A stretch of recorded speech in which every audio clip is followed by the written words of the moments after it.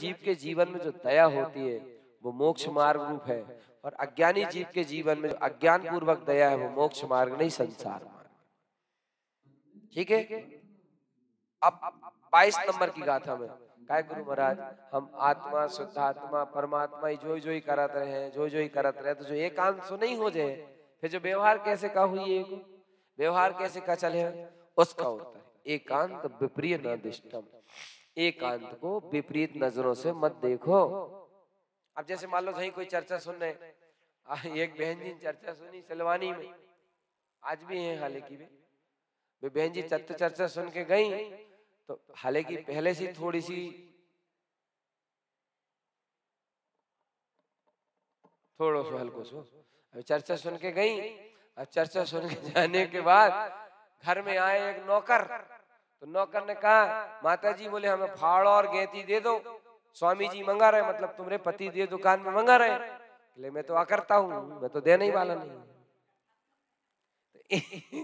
मंद बुद्धि में ऐसा नहीं सोचना, व्यवहार का परिणमन, बाहर का परिणमन भूमिका और पात्रता अनुसार विवेक पूर्वक रखना।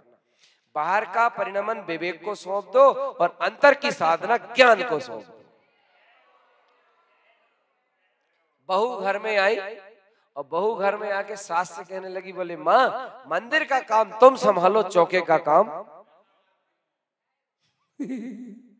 ऐसे ज्ञान का काम तत्वार्थ की साधना में लगा दो और लौकिक व्यवहार विवेक को व्यवहारिक जीवन में लगा दो, तो जीवन सुखी होता है। बाहर में चले विवेक, अंतर में चले ज्ञान, बाहर में चले विवेक और अंतर में चले ज्ञान।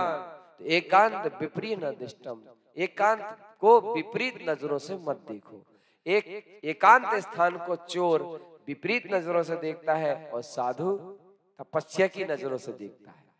स्थान तो वही है मगर दोनों के नजरिए अलग है। जो तपस्या की नजरों से देखता है वो मोक्ष होता है, और जो चोरी की नजरों से देखता है वो जेल जाता है। तो एकांत विपरीत दिष्टम मध्यस्थम विमल शुद्ध स्वभाव, मध्यस्थ पूर्वक अपने विमल शुद्ध स्वभाव में रहना। शुद्ध स्वभावम उत्तम, यही तो शुद्ध स्वभाव है जो भगवान द्वारा कहा गया है। ममल दृष्टि चा कम क्षिपनम चा, ऐसे ममल दृष्टि पूर्वक ममल स्वभाव की दृष्टि से सारे कर्मों का। गाथा नंबर 23 में चले। जीवन में पहली बार पूरी गाथाएं कर रहे हैं अच्छे से, नहीं तो अभी टाइम ही नहीं मिल पाता था। अब जी बहुत कर्म, क्योंकि एक बात है ना, शुरू में आप लोगों की भी इतनी अच्छी भूमिका नहीं थी ना। अगर भाई भूमिका इतनी अच्छी नहीं थी, अब सुना सुना सुना सुना सुना सुना थोड़ी पात्रता भी आ गई, भूमिका भी बन गई, इसलिए गाथाएं आप सुन रहे हैं तो आनंद आ रहा है, हमें भी आनंद आ रहा है। और अगर पहले ही अगर हम परोसने बैठ जाते तो कोई सो जाता, तो कोई गिर जाता, तो कोई सुन ही नहीं पाता। अब बर्तन भी रगड़त रगड़त चमक गो थोड़ा सा, ये सही है। तो गाथा नंबर घबराओ मत, 24 तक चलेंगे बस, बहुत एकाग्रता पूर्वक बना के रखो। सत्यम क्लिष्ट जीवा, जो जीव इन 6 काय के जीवों की अनुमोदना करेंगे अर्थात इनके दुख में बढ़ने में निमित्त बढ़ेंगे, अनमोयम उनके दुखों का सहकार करेंगे, दुख देने में कारण बनेंगे, दुख गए गमनम, वे सब कहां जाएंगे, कहां जाएंगे।